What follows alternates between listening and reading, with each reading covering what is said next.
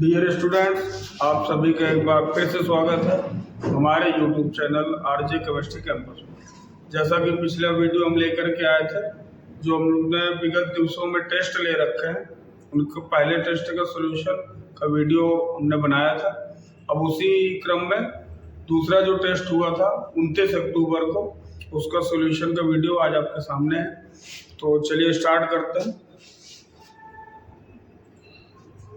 तो शुरुआत करेंगे ऑब्जेक्टिव के साथ। जैसा कि बोर्ड पेपर में स्टार्टिंग में आपके ऑब्जेक्टिव ही आता है, उसी क्रम में शुरुआत करेंगे ऑब्जेक्टिव के साथ। पहला क्वेश्चन देखिए क्या कह रहा है। जब प्रकाश की किरण लंबवत आपतित होती है तो परावर्तन कोण होता है। तो पहली बात तो परावर्तन की कंडीशन क्या होती है उसको एक मिनट समझ लेते हैं। आप सभी ने पढ़ रखा है कि जब कोई प्रकाश की किरण किसी अपारदर्शी पृष्ठ से टकराती है तो वो अपने माध्यम में लौट जाती है। तो जब जो किरण आकर के टकराती है, इसको आप नाम दे तो आपतित किरण, इंसिडेंट रे, और जो टकराने के बाद लौटती है अपने माध्यम में, इसको आप बोलते हो परावर्तित किरण, यानी रिफ्लेक्टेड रे। और ये आपका कहलाता आपतन बिंदु परावर्तक पृष्ठ के। ये आपका परावर्तक पृष्ठ हुआ, जिस पृष्ठ से प्रकाश की किरण टकरा करके लौट जाती है उसको आप बोलते हो परावर्तक पृष्ठ। और ये आपतित किरण इस परावर्तक पृष्ठ के जिस बिंदु पर आकर के गिरती है, इस बिंदु को आप बोलते हो आपतन। इस आपतन बिंदु पर जो 90 अंश की रेखा खींची जाती है, इसको आप बोलते हो नॉर्मल या विलंब।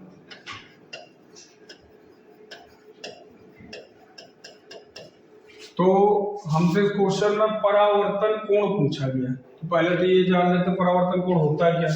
आप सभी ने पढ़ रखा है कि आपतित किरण, अब एक चीज समझिए, आपतन कोण हो या परावर्तन कोण हो, दोनों ही कोणों की माप हमेशा अभिलंब के साथ ही ली जाती है।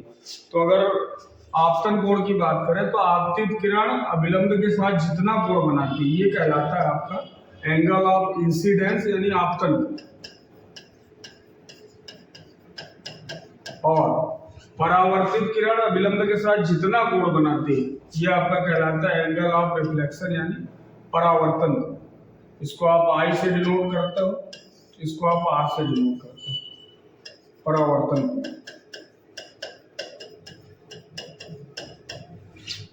ये तो वही परावर्तन की एक नॉर्मल कंडीशन। अब हमसे जो पूछा गया उसे देखिए क्या पूछा है। तो कंडीशन ये है कि जो प्रकाश की किरण है वो ऐसे तिरछी ना आपतित होकर के कह रहा है कि प्रकाश की किरण लंबवत आपतित होती है। तो आपको हमने बताया था कि जब प्रकाश की किरण लंबवत आपतित होती है तो ये अपने ही मार्ग पर लौट जाती है, मतलब जिस रास्ते से आती है उसी रास्ते से लौट जाती है। लंबवत आपतित होगी तो ये कोण कितना बनाएगी, यहाँ पे 90 का। और अभी हमने कंडीशन ली थी कि जो अभिलंब होता है वो भी 90 डिग्री का होता है। तो अगर और एक चीज मैंने अभी आपको बताई कि जो कोण की माप की जाती है वो अभिलंब के साथ की जाती है। तो वैसे तो अगर आपतित किरण आ रही है और इसी रास्ते से परावर्तित किरण जा रही है, क्योंकि कंडीशन ये होती है कि जब प्रकाश की किरण लंबवत आपतित होती है तो लंबवत उसी रास्ते से वापस लौट जाती है जिस रास्ते से आती है। तो इसी में आपकी आपतित किरण भी मौजूद है और इसी में आपकी परावर्तित किरण भी मौजूद है। और अभी आपने क्या समझा था कि आपतित किरण अभिलंब के साथ जो कोण बनाती है वो आपका आपतन कोण होता है, और परावर्तित किरण अभिलंब के साथ जो कोण बनाती है आपका परावर्तन कोण होता है।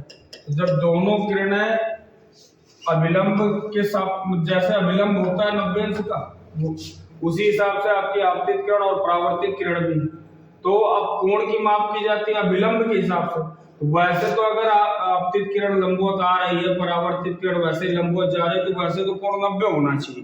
लेकिन जब उसी कोण को आप अभिलंब से नापें तो 90 की माप अगर 90 के सापेक्ष की जाएगी तो वो फिर रिजल्ट 0 हो जाएगा। इसलिए सुटेबल आंसर आपका हो जाएगा इसमें ऑप्शन नंबर है 0। क्लियर, चलते हैं अगले क्वेश्चन। वस्तु का प्रतिबिंब वस्तु के ही आकार का बनता है यदि वस्तु दर्पण के सामने रखी जाए। तो देखिए आपने दोनों ही दर्पणों को प्रतिबिंब पढ़ रखा है, एक मिनट देख लेते हैं। जैसे हमने लिया अवतल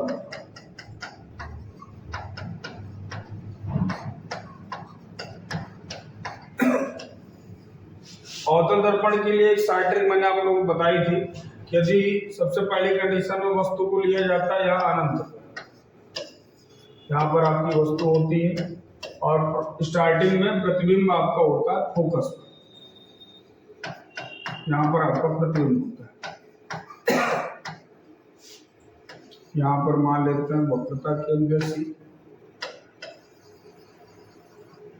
अब क्या बताया था मैंने आप लोगों को, वस्तु को हम एक एक स्टेप बढ़ाते जाते हैं, दर्पण की तरफ ले जाते हैं।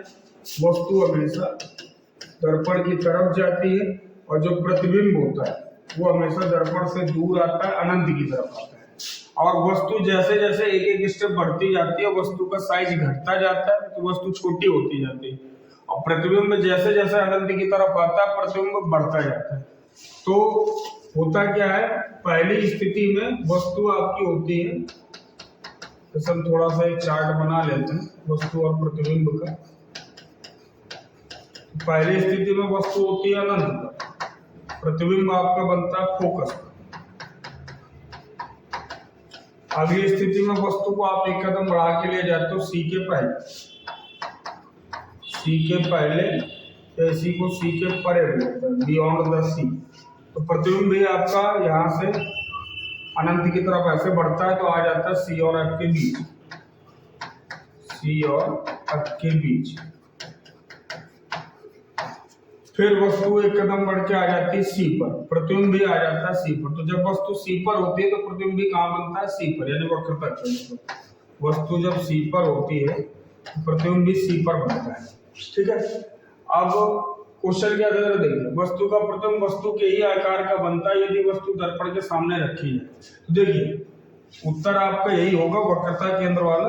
होता क्या है, जब वस्तु को वक्रता केंद्र पर रखा जाता है तो प्रतिबिंब भी वक्रता केंद्र पर ही बनता है और दोनों का जो साइज होता है वो भी इक्वल होता है। पहली कंडीशन में जब वस्तु अनंत पर होती है तो वस्तु बड़ी होती है, प्रतिबिंब आपका छोटा होता है, एकदम बिंदु के आकार का। अगले स्टेप में वस्तु का साइज घटता जाता है तो वस्तु थोड़ा छोटी हो जाती है, प्रतिबिंब यहाँ पर थोड़ा बड़ा हो जाता है। अगले स्टेप में वस्तु और घटती है, प्रतिबिंब और बढ़ता है। तो जब ये दोनों वक्रता केंद्र सी पर पहुंचते हैं तो दोनों का साइज एकदम इक्वल हो जाता है। तो क्वेश्चन के अकॉर्डिंग राइट आंसर है आपका वक्रता केंद्र, यानी कि डी। क्लियर, अगले क्वेश्चन, प्रकाश का समांतर प्रकाश पुंज प्राप्त होता है, ये आपका अवतल है। ये क्वेश्चन कभी कभी दूसरे टाइप से भी पूछता है कि गाड़ियों की हेडलाइट में कौन सा दर्पण यूज किया जाता है, तो उसका भी आंसर यही होता है अवतल दर्पण। और कभी पूछ लेता है गाड़ियों की हेडलाइट में अवतल का ही उपयोग क्यों किया जाता है। तो जो आपका ये क्वेश्चन पूछ रहा है इसका सेंस उसी से आप ले सकते हैं कि गाड़ियों के हेडलाइट में अवतल दर्पण यूज करने का मकसद होता है क्योंकि वहाँ रिक्वायरमेंट ये होती है कि जो प्रकाश निकले गाड़ी के हेडलाइट से वो सामने की ओर ज्यादा से ज्यादा जाए। अगर यहाँ वहाँ भगेगा तो उससे सामने जो दूसरी गाड़ियां आ रही हैं, जो भी चीजें सामने रोड में आ रही हैं, उनको देखने में थोड़ा दिक्कत होगी। तो रिक्वायरमेंट ये होती है कि जितना प्रकाश हेडलाइट से निकल रहा है वो सामने की ओर जाए। तो सामने की ओर जाने के लिए हम वहाँ पर अवतल दर्पण ही यूज करते हैं क्योंकि अवतल दर्पण के द्वारा प्रकाश निकलता है, एकदम समांतर प्रकाश पुंज प्राप्त होता है, सामने की ओर उसका फोकस रहता है। तो उस हिसाब से उत्तर आपका हो जाएगा इसमें अवतल दर्पण, यानी कि ए। क्लियर, तो ये यूज जो होते हैं उत्तल दर्पण के अवतल दर्पण के, ये आपको अच्छे से तैयार करना है। किसी के भी यूज से ऑब्जेक्टिव पूछा जा सकता है या शॉर्ट में भी पूछ सकता है, इस दर्पण का उपयोग लिखिए, उसका उपयोग लिखिए, ये तैयार रखिएगा। आगे बढ़ते अगला क्वेश्चन आपका अपवर्तनांक से। क्वेश्चन देखिए क्या कह रहा है, वायु के सापेक्ष जल तथा कांच के अपवर्तनांक 3/2 व 4/3 है, तो कांच के सापेक्ष जल का अपवर्तनांक। तो सापेक्ष अपवर्तनांक हम लोगों ने पढ़े थे, देखिए क्या होता है सापेक्ष अपवर्तनांक। इसको लिखने का तरीका क्या होता था, यदि हमारे पास दो माध्यम है, कोई माध्यम पहला है और कोई एक दूसरा माध्यम दूसरा है, तो अगर इनको हम लिखें एक माध्यम के सापेक्ष दूसरे का अपवर्तनांक, उसका तरीका क्या होता है लिखने का, बाएं माध्यम बाएं जो लिखे जिसके सापेक्ष होगा वो बाएं तरफ लिखा जाएगा, जिसके सापेक्ष, और जिसका अपवर्तनांक होगा उसको हम दाएं तरफ लिखते हैं, जिसका अपवर्तनांक।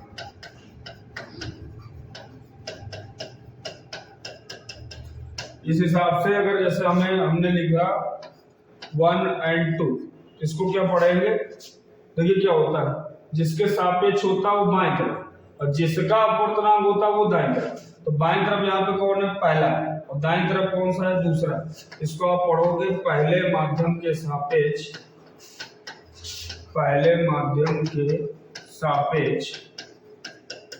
दूसरे माध्यम का अपवर्तनांक।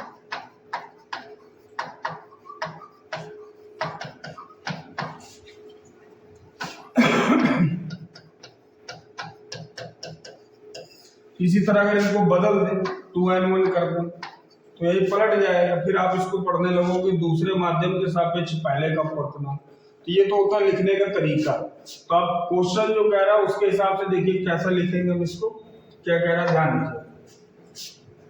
वायु के सापेक्ष जल और कांच के अपवर्तनांक 3/2 और 4/3। तो पहले तो हम लिख लेते हैं वायु के सापेक्ष जल, वायु के सापेक्ष जल का अपवर्तनांक।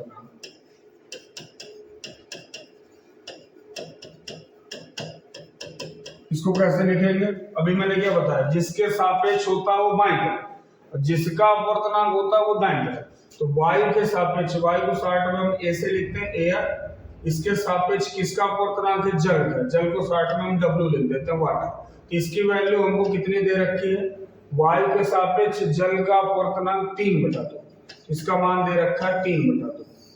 दूसरा देख लीजिए क्या कह रहा है, वायु के ही सापेक्ष कांच का अपवर्तनांक जो कि है 4/3।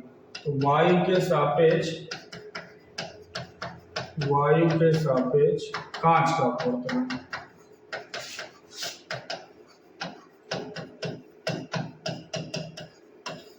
तो वायु के सापेक्ष बाईं तरफ आएगा एयर, के सापेक्ष किसका, कांच, उसको हम जी से लिखते हैं ग्लास, इसका मान कितना दे रखा है 4/3। ये वैल्यू जो हमें दे रखी है। अब हमसे पूछ क्या रहा है कांच के सापेक्ष जल का अपवर्तनांक। देखिए कांच के सापेक्ष जल का अपवर्तनांक, कांच के सापेक्ष जल का अपवर्तनांक।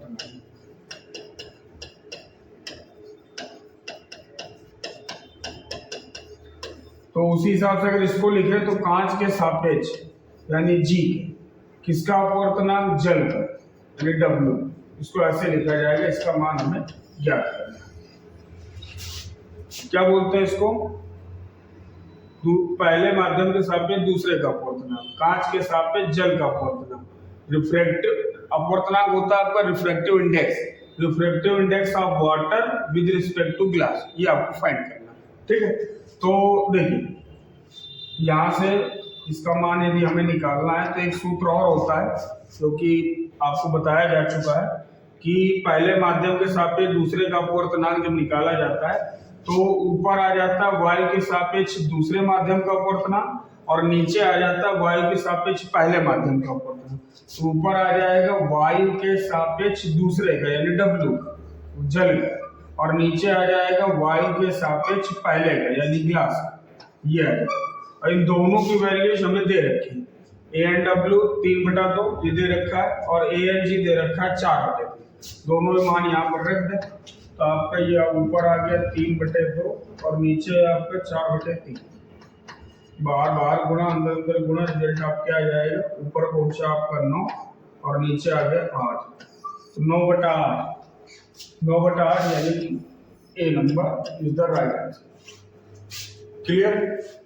इस टाइप के क्वेश्चन भी आपको अच्छे से तैयार करना है। अक्सर बोर्ड पेपर में देखा गया इस टाइप के क्वेश्चन काफी पूछे जाते हैं। जितना ज्यादा हो सके आप ऐसे क्वेश्चन की प्रैक्टिस करते रहें। चलता है अगले क्वेश्चन पर। अगला क्वेश्चन, वह बिंदु जिससे आने वाली प्रकाश किरण बिना विचलित हुए सीधी निकल जाए उसे कहा जाता है लेंस का। देखिए, हमने परिभाषा पढ़ी थी लेंस में। लेंस की परिभाषाओं में परिभाषा थी प्रकाशिक केंद्र, ऑप्टिकल सेंटर, जिसको हम शॉर्ट में O से डिनोट करते हैं। कहाँ होता है ये? लेंस के जो अपवर्तक पृष्ठ होता है, अपवर्तक पृष्ठ के ठीक मध्य का बिंदु।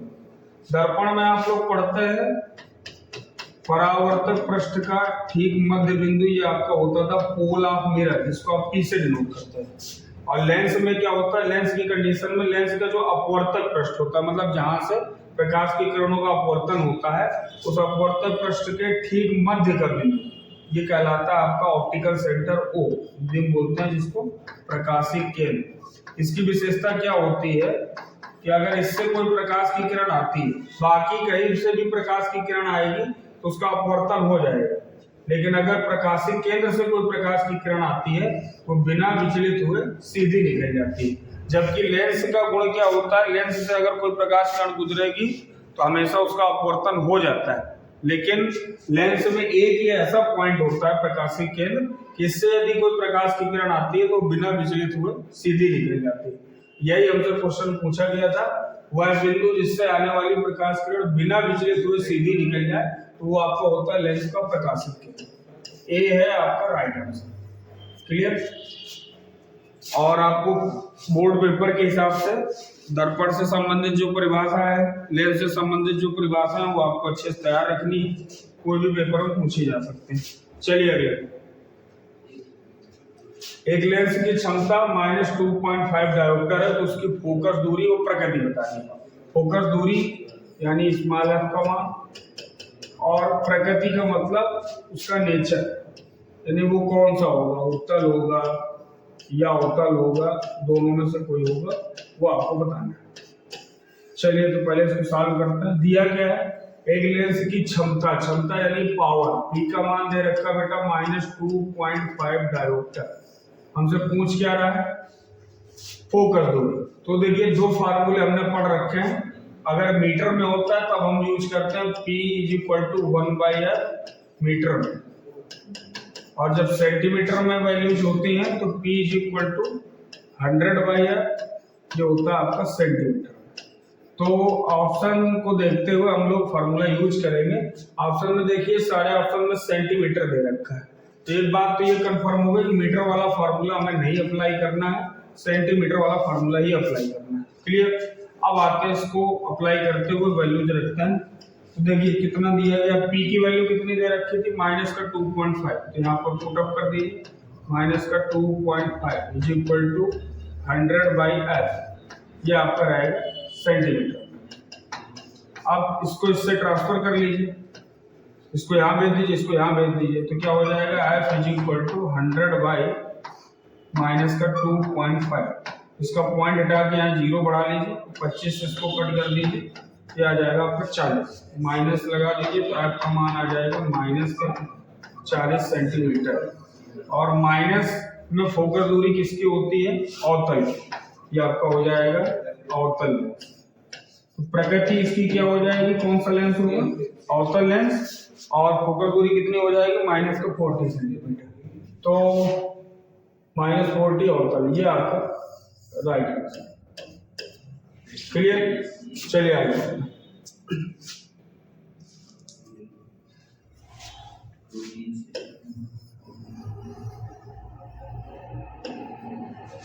अगला क्वेश्चन, अपवर्तन से जुड़ा हुआ। जब प्रकाश की किरण विरल माध्यम से सघन में जाती है तो देखिए अपवर्तन में आपने दो केसेस पढ़ रखे हैं। अपवर्तन क्या होता है? जब कोई प्रकाश की किरण एक पारदर्शी माध्यम से किसी दूसरे पारदर्शी माध्यम में जाती है तो अपने मार्ग से विचलित हो जाती है। इसी घटना को हम लोग अपवर्तन कहते हैं। तो उसकी दो कंडीशन होती है। एक बार क्या होता है, प्रकाश की किरण जैसे ये आपतित हुई आई तो एक कंडीशन में क्या होता है कि आपका विलंब हुआ। एक कंडीशन में ये अपने रास्ते से हटती हुई अविलंब से दूर भाग जाती है और एक कंडीशन में क्या होता है, आने के बाद अपने रास्ते से हटते हुए अविलंब की तरफ झुक जाती है। दो कंडीशन।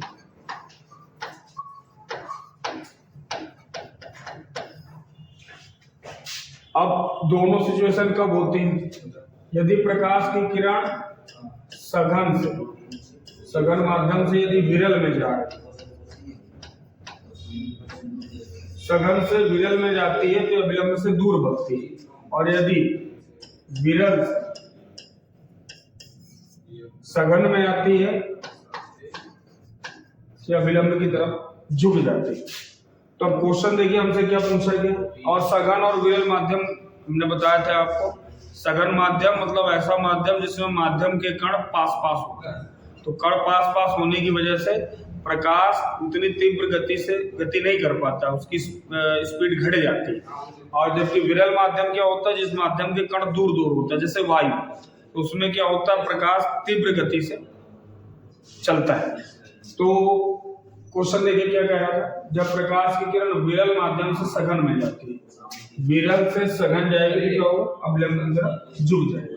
तो अविलंब की तरफ झुक जाएगी। क्वेश्चन देखिए ऑप्शन देख लेते हैं। अविलंब की ओर झुक जाती है तो B is the right answer. या बी आपका सही उत्तर हो जाएगा, अविलंब की तरफ झुक जाती है। क्लियर। अगला क्वेश्चन। तो ऑब्जेक्टिव यहाँ से आपके कंप्लीट हुए। चलते हैं 60 क्वेश्चन की तरफ। तो 60 में पहले का पहला पार्ट क्या पूछा गया, स्नेल के। तो अपवर्तन के हमने दो नियम पढ़े थे। अपवर्तन के नियमों में एक नियम होता है स्नेल का नियम, जो कि इम्पोर्टेंट भी है, आपको अच्छे से तैयार रखना है। कई बार बोर्ड एग्जाम में पूछा गया है स्नेल का नियम। स्नेल ने क्या बताया था? स्नेल ने बताया था कि अपवर्तन में जो हमें कोण मिलता है ये आपका एंगल ऑफ इंसिडेंस आई होता है, आपतन कोण,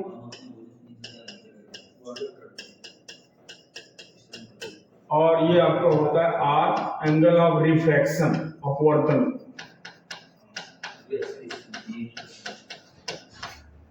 तो क्या बताया था स्नेल ने कि आपतन कोण की ज्या, आपतन कोण की ज्या साइन का हिंदी मीनिंग होता है, और अपवर्तन कोण की ज्या, अपवर्तन कोण की ज्या, इन दोनों का अनुपात एक नियतांक होता है। तो इसको यदि हम उस तरह लिखना चाहें तो देखिए क्या होगा, आपतन कोण की ज्या का मतलब साइन हो गया, और आपतन कोण क्या होता है, एंगल ऑफ इंसिडेंस आई। तो आई के साथ साइन लगा दीजिए तो ये बनता है आपका साइन आई, और अपॉन में अपवर्तन कोण की ज्या। तो अपवर्तन कोण क्या होता है, एंगल ऑफ रिफ्रैक्शन यानी आर, उसमें भी साइन लगा दे तो आपका बन जाता है साइन आर। और ये नियतांक जो होता है, इस नियतांक को उन्होंने नाम दिया था अपवर्तनांक, रिफ्रैक्टिव इंडेक्स। तो ये अपवर्तनांक एन से, ये स्नेल के नियम को फार्मूला में प्राप्त होता है, n is equal to sine i by sine, ये कहलाता है स्नेल का नियम। तो इसको इस तरह लिखा जाता है, और भाषा के रूप में इसको कैसे लिखते हैं कि स्नेल के अनुसार आपतन कोण की ज्या और अपवर्तन कोण की ज्या, आपतन कोण की ज्या अपवर्तन कोण की ज्या का अनुपात एक नियतांक होता है जिसे क्या कहते हैं, अपवर्तनांक, और इसको हम n से प्रदर्शित करते हैं। ये कहलाता है आपका स्नेल। क्लियर। आगे बढ़ते हैं। अगला ड्राइवर के बगल की सीट में कौन सा दर्पण लगाते हैं और क्यों? तो जब हमने दर्पणों के उपयोग पढ़े थे तो हमने पढ़ा था कि ड्राइवर की जो बगल वाली सीट होती है उसमें हम लोग उत्तल दर्पण का यूज करते हैं। और उत्तल ही क्यों लगाते हैं? अवतल लगा दे तो क्या दिक्कत होगी? उत्तल इसलिए लगाते हैं क्योंकि उत्तल क्या करता है, सीधा प्रतिबिंब बना के देता है और जो भी बंदा गाड़ी ड्राइव कर रहा है तो पीछे से कोई भी वाहन आ रहा होता है तो बड़े से बड़े वाहन का उस छोटे से दर्पण में उसका पूरा का पूरा इमेज बन जाता है और सीधा बनता है। इसलिए हम क्या लगाते हैं? उत्तल दर्पण लगाते हैं। ठीक है। अवतल में क्या होता है, हमें प्रतिबिंब उल्टा प्राप्त होता है, तो यदि अवतल लगाएंगे तो उल्टा प्रतिबिंब से हमें दिक्कत हो जाएगी। तो सीधा प्रतिबिंब प्राप्त करने के लिए तथा बड़ी से बड़ी वस्तु का बड़े से बड़े वाहन का छोटा और स्पष्ट प्रतिबिंब प्राप्त करने के लिए हम उत्तल दर्पण का उपयोग करते हैं। क्लियर? चलिए आगे। अगला क्वेश्चन इमेज फॉर्मेशन से क्या कह रहा है क्वेश्चन? प्रतिबिंब का बनना उचित किरण आरेख द्वारा दर्शाइए जबकि वस्तु। पहला कह रहा है अवतल दर्पण के फोकस व ध्रुव के मध्य रखिए। तो बेटा आपके बोर्ड एग्जाम के दृष्टिगत काफी इंपॉर्टेंट क्वेश्चन है, इसको आपको अच्छे से तैयार करके जाना है। अवतल दर्पण के फोकस और ध्रुव के मध्य रखिए। जब जितने भी आपके टेस्ट हुए हैं, जो भी आपको क्वेश्चन दिए गए सारे सिलेक्टेड क्वेश्चन है, अच्छे क्वेश्चन, आपको वो सब बहुत अच्छे से तैयार करने हैं। इन्हीं में से ही क्वेश्चन आपको बोर्ड एग्जाम में देखने को मिलेगा। चलिए तो देखते हैं क्या पूछ रहा है। वस्तु को कहाँ रखा जाना है? अवतल दर्पण के फोकस व ध्रुव के मध्य। तो चलिए सबसे पहले ले लेते हैं एक अवतल दर्पण। एक अवतल दर्पण ले लेते हैं, ये लिया हमने अवतल दर्पण।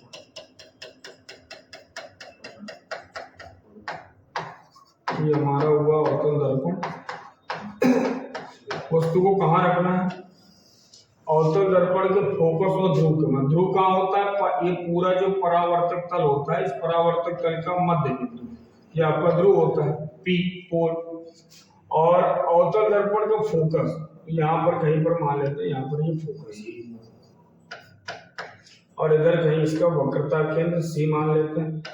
अब कंडीशन क्या है? वस्तु को कहाँ रखना है? फोकस व ध्रुव के मध्य। फोकस और ध्रुव के मध्य। मान लीजिए वस्तु ये रखी, ये आपकी वस्तु रखी। अब प्रतिबिंब बनाने, जो हम लोगों ने प्रतिबिंब बनाए थे तो कुछ नियम हमने पढ़े थे प्रतिबिंब बनाने के। पहला नियम होता था कि जो किरण मुख्य अक्ष के समांतर आएगी वो हमेशा परावर्तन के पश्चात फोकस से जाएगी। ठीक है। तो एक किरण हम क्या करते हैं, एक किरण ले लेते हैं, ये हमारा ये जो रेखा होती है मुख्य अक्ष होती है, ये हमारी मुख्य अक्ष। एक किरण हम ले लेते हैं इस वस्तु से मुख्य अक्ष के समांतर। ये मुख्य अक्ष हो गए, मुख्य अक्ष के समांतर। तो जो किरण मुख्य अक्ष के समांतर जाती है दर्पण से टकराने के बाद परावर्तन के पश्चात कहाँ जाएगी? फोकस से निकल जाएगी। और एक किरण हम ले लेते हैं वक्रता केंद्र सी से। तो जो किरण सी से आती है उसका नियम क्या होता है? वो अपने ही रास्ते, जिस मार्ग से आती है उसी मार्ग से लौट जाती है। तो अब इधर देखिए, अगर हम गौर करें तो ये दोनों किरणें कहीं मिलती हुई नहीं दिखाई देंगी। जब मिलती हुई नहीं दिखाई देंगी तो हम ये डिफाइन नहीं कर सकते हैं कि इसका इमेज कहाँ फॉर्म होगा, कहाँ इसका प्रतिबिंब बनेगा। तो हम क्या करते हैं, हम ऐसा मान लेते हैं कि ये किरण ऐसे पीछे से कहीं से आ रही थी, पीछे से कहीं से, और ये वाली भी कहीं पीछे से आ रही थी। तो जहां पर ये दोनों मिलती यानी कि दर्पण के पीछे यहीं पर इस वस्तु का प्रतिबिंब बन जाता है। और ये वास्तव में नहीं बनता, हमने ऐसा आभास किया है कि ये किरणें ये दोनों पीछे से कहीं से आ रही थी। तो जो प्रतिबिंब होता है ये होता है आपका आभासी प्रतिबिंब बनता है। और दूसरी विशेषता क्या है, आप देख सकते हैं हमने वस्तु का साइज देखी और प्रतिबिंब का साइज देखी। तो आभासी प्रतिबिंब होता है और वस्तु से बड़ा होता है। और पोजीशन क्या है इसकी, कहाँ बन रहा है? दर्पण के पीछे। तो अवतल दर्पण में बाकी जो प्रतिबिंब होता है वो सब दर्पण के सामने मुख्य अक्ष के नीचे की ओर बनते हैं। यही एक प्रतिबिंब होता है जो आपका कहाँ बनता है, दर्पण के पीछे जाकर के बनता है। बाकी सभी प्रतिबिंब वास्तविक होते हैं और एक केवल यही प्रतिबिंब होता है जो कि ऐसा बनता है, आभासी बनता है। तो क्लियर, इसको आप अच्छे से तैयार रख के पेपर में आपसे बोर्ड पेपर में पूछा जा सकता है। चलिए अगला देखते हैं। उत्तल लेंस के प्रथम फोकस व प्रकाशिक केंद्र के मध्य रखिए। तो इसको भी देख लीजिए। अब आपको लेना उत्तल लेंस, ये आपने उत्तल लेंस ले लिया, या इसको मैं ऊपर ही बना दूंगा। ये आपका उत्तल लेंस हो गया, ये इसकी मुख्य अक्ष हो गई, बीच में आपका ये प्रकाशिक केंद्र O होता है। उत्तल लेंस के प्रथम फोकस वो प्रकाशिक केंद्र के मध्य वस्तु को रखना है। इधर मान लिया इसका प्रथम फोकस है F1 और इधर ले लेते हैं इसका द्वितीय फोकस F2। वस्तु को कहाँ रखना है? उत्तल लेंस के प्रथम फोकस वो प्रकाशिक केंद्र के मध्य। उत्तल लेंस के प्रथम फोकस ये और प्रकाशिक केंद्र ऑप्टिकल सेंटर ये, इन दोनों के बीच में वस्तु को रखना है। ये हमने वस्तु रखी। अब एक किरण ले जाते हैं समांतर मुख्य अक्ष के। तो लेंस में प्रतिबिंब बनाने का नियम क्या होता है? जो किरण मुख्य अक्ष के समांतर आती है वो अपवर्तन के पश्चात हमेशा फोकस से जाती है। तो जो ये मुख्य अक्ष है आपका, तो जो किरण मुख्य अक्ष के समांतर आएगी अपवर्तन के पश्चात फोकस से होकर निकल जाएगी, ये निकलेगी। दूसरी किरण हम ले लेते हैं प्रकाशिक केंद्र से। तो अभी कुछ ही देर पहले हम लोगों ने चर्चा की थी कि जो किरण प्रकाशिक केंद्र से होकर के आती है वो बिना विचलित हुए सीधी निकल जाती है। तो ऐसे सीधी निकल जाएगी। एक बात पुनः समझ लीजिए, हमें वस्तु को रखना था उत्तल लेंस के प्रथम फोकस व प्रकाशिक केंद्र के मध्य। तो ये हो गया प्रथम फोकस, ये हो गया प्रकाशिक केंद्र, इन दोनों के बीच में हमने वस्तु को रख दिया। एक किरण हम ले आए मुख्य अक्ष के समांतर, तो अपवर्तन के पश्चात फोकस से चली गई, और एक किरण हम ले आए प्रकाशिक केंद्र से तो सीधी निकल गई। अब यदि गौर से चित्र को आप देखें तो दोनों किरणें कहीं मिलती हुई नहीं समझ में आ रही है। ये इसका डायरेक्शन उधर की ओर है, इसका डायरेक्शन इधर की ओर है, बीच में आगे जाकर कहीं मिलती हुई नहीं समझ में आ रही। जब कहीं मिलेगी नहीं तो हम अनुमान नहीं लगा सकते हैं कि इनका प्रतिबिंब कहाँ बनेगा। जैसा कि अभी पिछले वाले प्रतिबिंब में भी ये स्थिति बन रही थी। तो हम ऐसा मानेंगे कि ये दोनों किरणें कहीं पीछे से आ रही होंगी, तो इसको मान लिया ये पीछे से कहीं से आ रही और ये वाले भी पीछे से कहीं से आ रही। तो जहां पर ये दोनों मिलेंगे यहीं पर क्या होगा, इनका प्रतिबिंब बन जाएगा। और प्रतिबिंब ये वास्तव में नहीं बन रहा, क्योंकि वास्तव में वास्तविकता तो ये है कि ये दोनों किरणें यहीं से आ रही हैं, लेकिन हमने आभास किया कि पीछे से कहीं से आ रहे हैं। ये भी कैसा प्रतिबिंब बनेगा आपका? आभासी प्रतिबिंब, आभासी होगा। और देख सकते हैं साइज इसका वस्तु की अपेक्षा बड़ा है, तो साइज इसका हो जाएगा वस्तु से बड़ा। और कहां बन रहा है? वस्तु की ही ओर बन रहा है। बाकी स्थितियों में जो प्रतिबिंब बनता है उत्तल लेंस के वो सभी इस तरफ बनते हैं, वस्तु बाएं तरफ होती है, प्रतिबिंब दाएं तरफ जाके बनते हैं। लेकिन एक ये ऐसा प्रतिबिंब होता है जो वस्तु की ही तरफ बनता है। तो आभासी हो गया, वस्तु से बड़ा हो गया, और कहाँ बनता है? वस्तु की ही ओर बनता है, वस्तु की ही ओर बनता है। ये दोनों आपके प्रतिबिंब होते हैं। क्लियर? चलिए अगला न्यूमेरिकल है आपका दर्पण से, उसको भी देख लीजिए क्या है। किसी वस्तु का प्रतिबिंब अवतल दर्पण द्वारा वस्तु का आधा प्राप्त होता है। बस यहीं पर गौर करने वाली बात है। मैंने आपको एक ट्रिक बताई थी कि जितने गुना प्रतिबिंब बने, प्रतिबिंब 2 गुना 4 गुना 5 गुना कितने भी गुना का है, वो हमेशा आवर्धन m का मान होता है। तो यहाँ पर देखिए क्या कह रहा है, किसी वस्तु का प्रतिबिंब अवतल दर्पण द्वारा वस्तु का आधा बनता है। जो भी साइज दिया जाए प्रतिबिंब का वो हमेशा m का मान आवर्धन होता है, मैग्निफिकेशन। तो m का मान यहाँ पर आपको दे रखा है 1/2, यह m का मान हो गया। ठीक, यदि दर्पण की फोकस दूरी 20 सेंटीमीटर, अब दर्पण कौन सा? अवतल। अवतल की फोकस दूरी ऋणात्मक होती है, इसलिए आप रखेंगे -20 सेंटीमीटर, ये आपकी फोकस दूरी हो गई। आगे तो पूछ क्या रहा है? वस्तु तथा प्रतिबिंब की स्थिति ज्ञात करें। दर्पण से वस्तु की दूरी u होती है, इसका मान आपको निकालना है। और दर्पण से प्रतिबिंब की दूरी v होती है, इसका भी मान आपको निकालना है। इन दोनों की पोजीशन आपको बतानी है। वस्तु कहाँ पर रखी गई है, उसका प्रतिबिंब कहाँ पर बनेगा, ये दोनों बात निकालने हैं आपको। आपको आवर्धन दे रखा है और फोकस दूरी दे रखी है। अब इधर देखिए, अवतल दर्पण में यदि हम वास्तविक प्रतिबिंब लेकर के चले, वास्तविक प्रतिबिंब, तो वास्तविक प्रतिबिंब के लिए आवर्धन का मान ऋणात्मक होता है, तो m का मान हम माइनस में ले लेंगे। वैसे m का फॉर्मूला क्या होता है, माइनस का v बाई u ये होता है। और यदि वास्तविक प्रतिबिंब है तो m का मान माइनस में रखेंगे, तो माइनस का 1/2 बराबर हो जाएगा माइनस का v बाई u।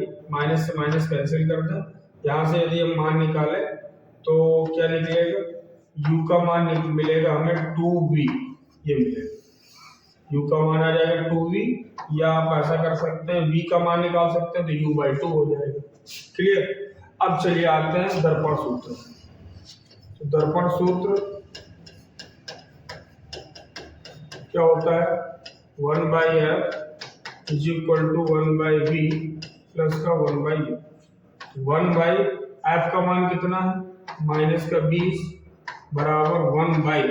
अब यहाँ से आपके पास दो ऑप्शन है, या तो आप v को चेंज कर लीजिए, v की वैल्यू यहाँ से आपको मिल रही थी u/2, या तो आप v को चेंज करके u बना लीजिए, और या तो u की जगह 2v रख लीजिए। दोनों तरह से आप उत्तर निकाल सकते हैं। तो अगर हम u को बस चेंज कर ले ज्यादा सिंपल रहेगा, तो v को v ही रहने देते हैं और u की जगह हम कर लेते हैं, u की जगह 2v कर लेते हैं 2v।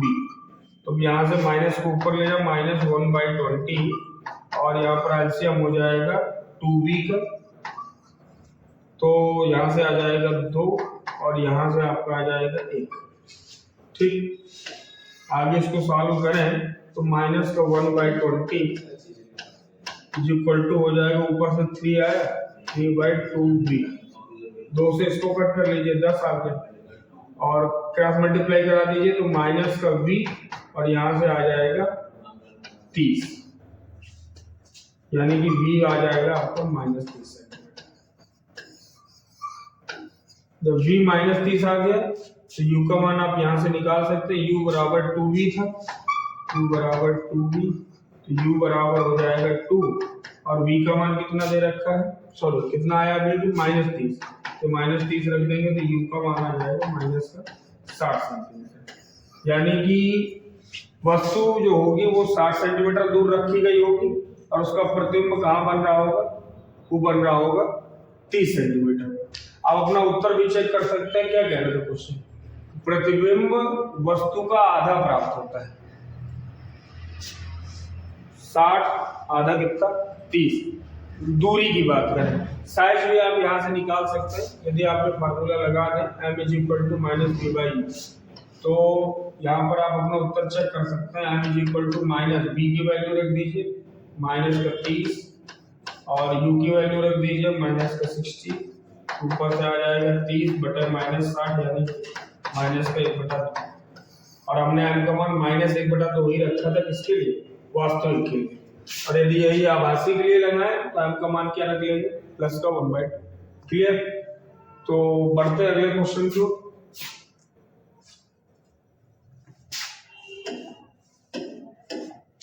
एक 15 सेंटीमीटर फोकस दूसरी टाइप के, ये भी न्यूमेरिकल है। एक 15 सेंटीमीटर फोकस दूरी वाले अवतल दर्पण से कितनी दूरी पर वस्तु रखी जाए। तो चलिए थोड़ा थोड़ा पढ़ते जाइए, मान नोट करते चलिए। एक 15 सेंटीमीटर फोकस दूरी का अवतल, तो f का मान माइनस का 15 सेंटीमीटर, क्योंकि अवतल दर्पण की फोकस दूरी ऋणात्मक होती है, f हो गया -15, और आगे से कितनी दूरी पर वस्तु रखी जाए, कितनी दूरी पर, यानी वस्तु की दूरी निकालनी है, और दर्पण से वस्तु की दूरी होती है u। u का मान आपको निकालना है कि उसका 5 गुना बड़ा प्रतिबिंब बने। प्रतिबिंब की भी स्थिति ज्ञात करें, प्रतिबिंब की स्थिति भी निकालें, यानी प्रतिबिंब कहाँ बनेगा, यानी v का मान भी आपको निकालना है। और क्या कह रहा है, 5 गुना बड़ा प्रतिबिंब बने, तो 5 गुना, यानी मैंने अभी बताया आपको, जितने भी गुना प्रतिबिंब का है वो आपका होता है आवर्धन मैग्निफिकेशन, यानी m का। तो m का मान आपको दे रहा है 5, m का मान दे रहा है आपको 5। अब यहाँ पर दो कंडीशन हो सकती है, एक तो हो सकती है वास्तविक वाली,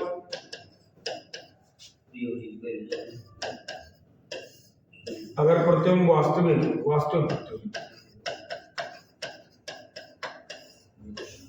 और एक हो सकती है कंडीशन आभासी प्रतिबिंब।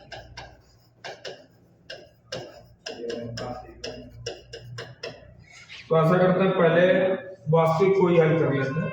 बस हाँ, होता क्या, वास्तविक में आप m का मान माइनस में रखोगे और आभासी में m का मान आप प्लस में रखोगे। तो पहले वास्तविक के लिए हल कर लेते हैं। देखिए फॉर्मूला क्या होता है m का, m is equal to minus का v बाई u। m की वैल्यू वास्तविक के लिए -5 और माइनस v बाई u, दोनों अज्ञात है, माइनस से माइनस कैंसिल, तो v की वैल्यू क्या आ जाएगी 5u, v की वैल्यू आ गई 5। अब यहाँ से आभासी को हम बाद में ले लेंगे, यहाँ से हम अप्लाई कर देते हैं दर्पण सूत्र। क्या होता है दर्पण सूत्र, 1/f is equal to 1/v plus का 1/f कितना दे रखा है -15 इज इक्वल टू 1/v की वैल्यू ये रही, v की वैल्यू 5, ये हमने रख लिया 5 प्लस 1/v। अच्छा एक चीज और गौर करने वाली है, जब भी इस टाइप का क्वेश्चन होता है कि ना तो u पता होता है ना तो v पता होता है, तब इस टाइप के क्वेश्चन में हमेशा यही तरीका आजमाना चाहिए, या तो दोनों को v के रूप में कन्वर्ट कर लेना चाहिए, v और u को, या तो दोनों को u के रूप में कन्वर्ट कर लेना चाहिए, तभी आप मान निकाल पाएंगे। नॉर्मली जो क्वेश्चन होते हैं उनमें, अब दर्पण सूत्र में देखिए 3 ही टर्म होता है, एफ, वी और यू। तो नॉर्मल क्वेश्चन में क्या होता है, किन्हीं दो के मान देकर के तीसरे का मान पूछता है, लेकिन जो इस टाइप के क्वेश्चन होता है उनमें खाली एक ही मान दिया जाता है, एफ बस दे रखा है, दोनों को दोनों रिक्वायर है, दोनों पूछ रहे हैं। तब ऐसे क्वेश्चन में आप लोग क्या करते हो, ये तरीका होता है सॉल्व करने का, यू और वी दोनों को या तो यू के रूप में कन्वर्ट कर लीजिए, और या तो दोनों को v के रूप में कन्वर्ट कर लीजिए। तो इसमें हमने क्या किया, v को भी u बना लिया, इधर v को भी u बना लिया। अब आपको सॉल्व करने में आसानी है। चलिए आगे हल करते हैं। तो माइनस ऊपर भेज देते हैं, -1/15 बराबर एलसीएम कितने का हो जाएगा 5u, यहाँ से कितना आ जाएगा 1 प्लस यहाँ से कितना आ जाएगा 5, तो -1/15 ये आपका हो जाएगा 6 और 5, यहाँ से क्रॉस मल्टीप्लाई करा दीजिए, तो कितना आ जाएगा -5u और ये आपका हो जाएगा 90। तो यहाँ से 5 से काट दीजिए तो u का मान आ जाएगा -18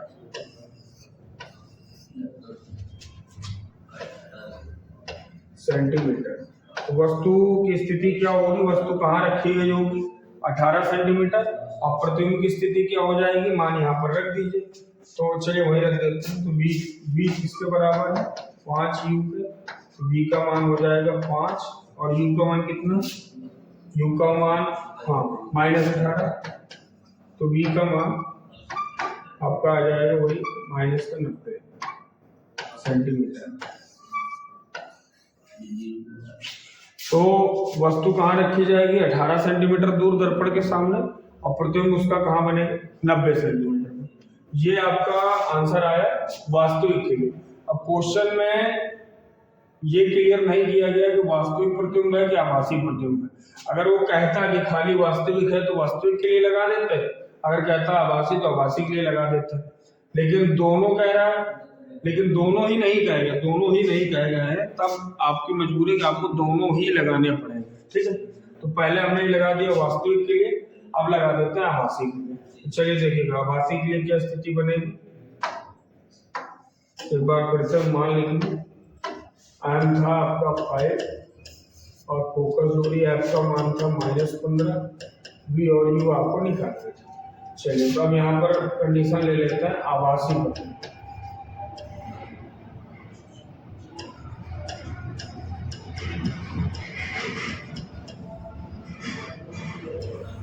आभासी प्रतिबिंब के लिए m आप पॉजिटिव रखोगे तो फार्मूला लगा दीजिए m का -v/u, तो m 5 हो गया -v/u, तो v का मान आपका निकलेगा -5u। ये अब लगा दीजिए दर्पण सूत्र, तो 1/f is equal to 1/v plus का 1/u हो जाएगा 1/f की वैल्यू कितनी, माइनस का 15, 1/v की वैल्यू माइनस का 5u, ये v की वैल्यू माइनस का 5 प्लस 1/u, माइनस ऊपर भेज दीजिए, माइनस 1/15 और ये आपको हो जाएगा माइनस का 1/5u प्लस का 1/u, तो माइनस 1/15 और यहाँ से एलसीएम ले लेते हैं 5u का, यहाँ से आ जाएगा -1 और यहाँ से आ जाएगा 5। तो आगे इसको सॉल्व करें, क्या मिलेगा, माइनस 1/15 बराबर ऊपर बचा आपका 4 बटे कितना हो जाएगा 5, हल कर दीजिए, तो यहाँ से आ जाएगा माइनस का 5u और ये हो जाएगा 60, 5 से आप इसको कट कर दीजिए तो आ जाएगा 12, u का मान कितना आ जाएगा, माइनस का 12 सेंटीमीटर। यानी वस्तु कहाँ रखी जाएगी, वस्तु रखी जाएगी 12 सेंटीमीटर दूर। और प्रतिबिंब की स्थिति क्या होगी, प्रतिबिंब निकाल लेता है, ये ठीक है, ठीक, प्रतिबिंब आपका v इज इक्वल टू -5, तो v हो जाएगा माइनस का 5 और u का मान -12, ये हो जाएगा आपका 60 सेंटीमीटर v।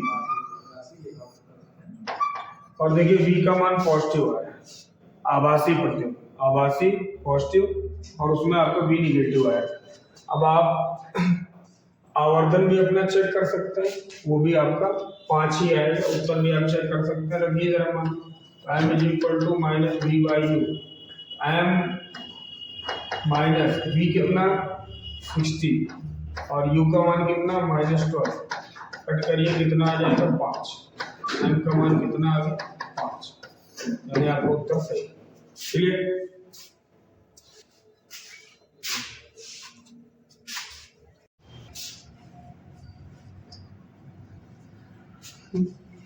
फ्लो बनाओ थोड़ी बड़ी।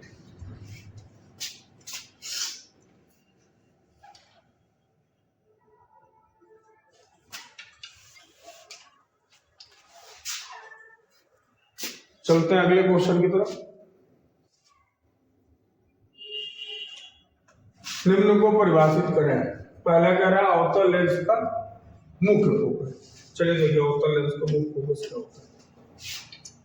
ये माना हमारा अवतल लेंस, ये इसके मुख्य अक्ष हो गए।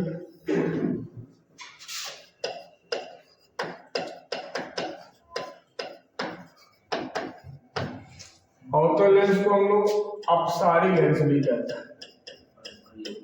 क्यों कहते हैं अपसारी लेंस, क्योंकि ये किरणों को दूर दूर फैला देता है, जबकि उत्तल का नेचर क्या होता है उसको हम अभिसारी बोलते हैं, वो किरणों को एक बिंदु पर इकट्ठा कर देता है। तो चलिए देखते हैं उसमें क्या होता है अवतल में, कि मुख्य अक्ष के समांतर को जो किरण आती है वो किरण लेंस से अपवर्तन होने के पश्चात दूर निकल जाती है।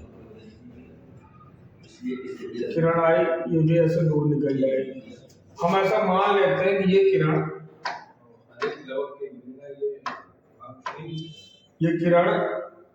यहाँ पीछे से किसी एक बिंदु से आ रही है, दोनों किरणें मुख्य अक्ष पर स्थित किसी बिंदु से आ रही है। इसी बिंदु को कहा जाता है अवतल लेंस का मुख्य फोकस।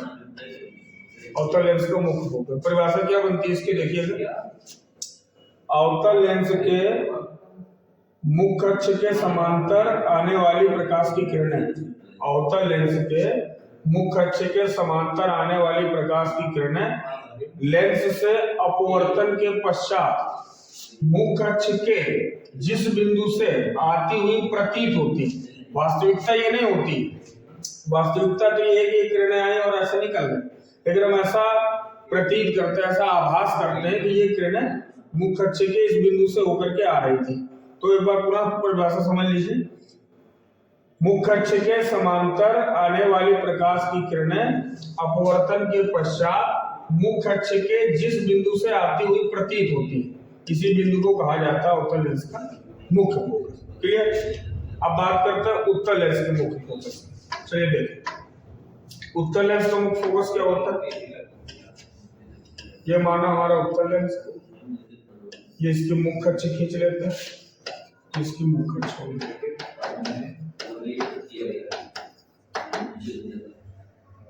मुख्य अक्ष के समांतर जो किरणें आती हैं अपवर्तन के पश्चात यहाँ एक बिंदु से निकल जाती है, यही बिंदु कहलाता है उत्तल लेंस का मुख्य फोकस। होता तो ये द्वितीय फोकस है, लेकिन इसी को मुख्य फोकस कहा जाता है।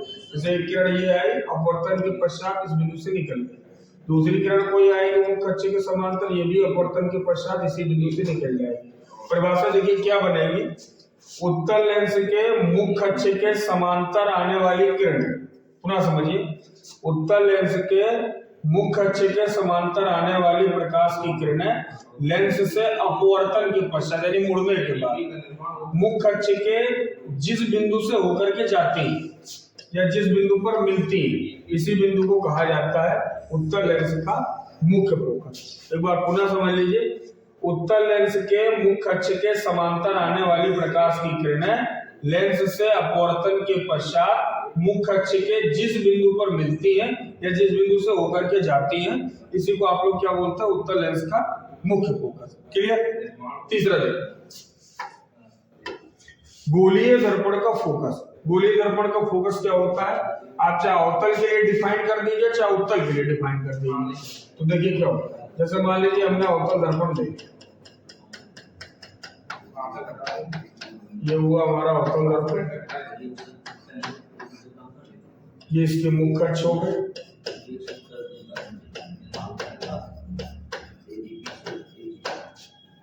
ये इसका पोल हो गया, ध्रुव इधर मान लेते हैं इसका फोकस है, वक्रता के अंदर सेंटर। इनकी कोई आवश्यकता है नहीं, खाली हमें फोकस की परिभाषा देनी।